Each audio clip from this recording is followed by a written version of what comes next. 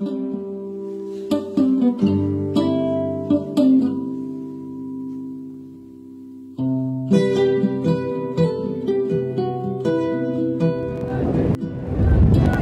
বিশেষ আলাপে আপনাদের সকলকে স্বাগত জানাচ্ছি। আমি আসিফুজ্জামান সাজিদ এবং প্রতিবারের মতো আজকেও আমার সাথে একজন বিশেষ অতিথি আছেন।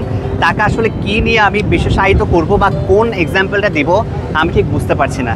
তিনি একজন সফল বাবা, তিনি একজন সফল উদ্যোক্তা এবং তিনি আজকে যে বিষয়টা নিয়ে কক্সবাজারে এসেছেন সেই বিষয়ে আমরা কথা বলবো।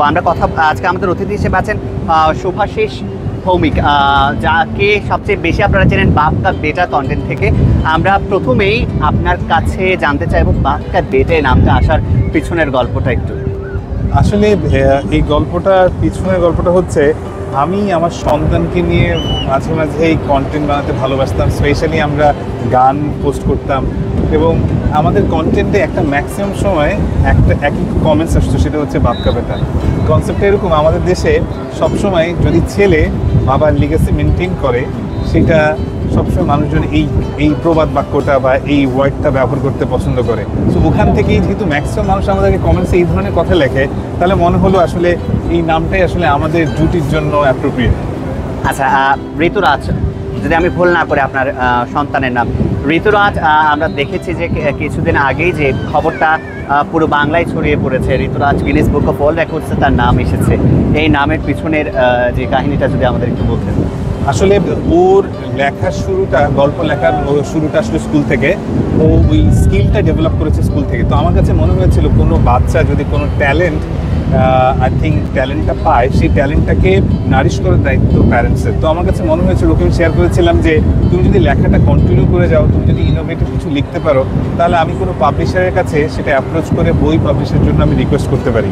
সো যেটা আমরা চিন্তা করেছিলাম সেটা আমরা ইমপ্লিমেন্ট করি এবং যখন আমরা ইমপ্লিমেন্ট করি সেটা সেইবারের বইমেলায় ব্যাপক সাড়া পায়। প্রচুর মানুষ এটাকে খুব ভালোভাবে নেন এবং তার ওই বইটা কেনেন, ভালোবাসা দেন।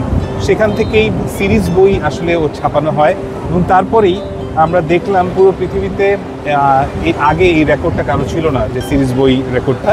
সো তখন যখন আমরা ওই জিনিসটা অ্যাপ্লাই করা হয়, উইদিন 3 to 4 মান্থসের মধ্যে রিপ্লাই আসে যে ও আসলে এই গিনেস ওয়ার্ল্ড রেকর্ডটা করতে পেরেছে কনিষ্ঠতম লেখক হিসেবে পুরো পৃথিবীতে সিরিজ বই হিসেবে।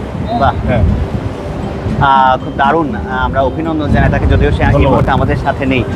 এখন আপনার কি পরিকল্পনা আছে আসলে আপনি এবং ঋতুরাজকে নিয়ে? আমরা আসলে পজিটিভিটি স্প্রেড করতে চাই। আমাদের প্রত্যেকটা কন্টেন্টের মাধ্যমে আসলে শিক্ষণীয় কোনো জিনিস যাতে মানুষজন পায়। আমরা বিভিন্ন ছড়া গান, বাচ্চাদের জন্য মৌলিক ছড়া গান তৈরি করার চেষ্টা করছি। পাশাপাশি ওর আরও বই ছাপা হচ্ছে, সেগুলো 4th বই চলে এসছে। আর পাশাপাশি আমরা এডুকেশনাল কন্টেন্টের দিকেও আসলে নজর দেওয়ার চেষ্টা করছি। আচ্ছা, এখন পরিকল্পনা নিয়ে আমরা জানলাম। আপনার মূলত বাংলাদেশে যে প্যারেন্টসগুলো আছে তারা কিন্তু বেশ চিন্তিত তাদের সন্তানদের নিয়ে। তাদের জন্য যে প্যারেন্টিং নিয়ে যদি আপনি কোনো পরামর্শ দিতেন। আমি আসলে প্যারেন্টিং নিয়ে দেওয়ার মতো কতটা যোগ্য আমি জানি না, কিন্তু তারপর আমি আমার অভিজ্ঞতা শেয়ার করতে পারি। আমার কাছে মনে হয় আমাদের দেশের বাচ্চাদের মধ্যে অসংখ্য ট্যালেন্ট আছে, কিছু ট্যালেন্ট লুকায়িত আছে। বাবা মাদের কাজ হচ্ছে ওই লুকায়িত ট্যালেন্টগুলো খুঁজে বের করা এবং সেই খুঁজে বের করে তাকে উৎসাহ দেওয়া এবং তাকে তার ভালো লাগা জায়গাগুলোতে আরও প্রসারিত করার জন্য হেল্প করা। মানে আমাদের এখানকার যে সন্তানরা আছে, যে বাচ্চাগুলো আছে, তাদের অভিভাবকদের বেশিরভাগ চিন্তা থাকে হলো মোবাইল ফোনে আসক্তির। কিন্তু আরেকটা ছেলে ঋতুরাজ, সে কিন্তু মোবাইল ফোনের মাধ্যমে কিন্তু আসলে পুরো বাংলাদেশের মধ্যে পরিচিতি অর্জন করেছে। আসলে ব্যবধানটা কোথায়, সমস্যাটা কোন জায়গায়? কথা হচ্ছে গিয়ে ঋতুরাজকে আমরা খুব বেশি মোবাইল ফোন দেই না। হ্যাঁ, আমরা হয়তো একসাথে কোয়ালিটি কন্টেন্ট বানাই, কিন্তু সেই কন্টেন্টগুলো ধারণ করে হচ্ছে ওর মা। বা সেই ক্ষেত্রে সেই জিনিসগুলো ও জানেও না আমাদের আসলে ফলোয়ার কত আছে বা কি আসছে কমেন্টসে। He doesn't have that access. So এই জন্য আমার কাছে মনে হচ্ছে ক্রিয়েটিভিটিগুলোকে নারিশ করা এবং সেই ক্রিয়েটিভিটিকে বাহবা দেওয়া, এবং সেটা যদি পজিটিভ হয় সেটা সবার সাথে স্প্রেড করলে অন্যরাও অনুপ্রাণিত হতে পারে। তার মানে একটা পজিটিভিটি এক্সপ্লোর হয় আর কি। তো এখন মূলত যে অভিজ্ঞতাগুলো আপনার হয়েছে, এখন পরিকল্পনাগুলো আমরা জানলাম, এখন আপনার সম্পর্কে যদি কিছু বলতেন। আমি আসলে বাই প্রফেশন ইঞ্জিনিয়ার। আমি একটা অস্ট্রেলিয়ান কোম্পানিতে আছি বাংলাদেশের কান্ট্রি ডিরেক্টর হিসেবে। আমি রিনিউয়েবল এনার্জি নিয়ে কাজ করি এবং আমিও চেষ্টা করছি বাংলাদেশের রিনিউয়েবল এনার্জি সেক্টরে এমন কিছু করতে যা বাংলাদেশে আগে হয়নি। তার মানে বাপ্তা বেটার পিছনের গল্প আমরা জেনে নিলাম। অসংখ্য ধন্যবাদ আমাদের সময় দেওয়ার জন্য। আজকে এই পর্যন্তই, আবারও দেখা হবে নতুন কোনো বিশেষ মানুষকে নিয়ে, বিশেষ অতিথি নিয়ে। এতক্ষণ সাথে থাকার জন্য অসংখ্য ধন্যবাদ।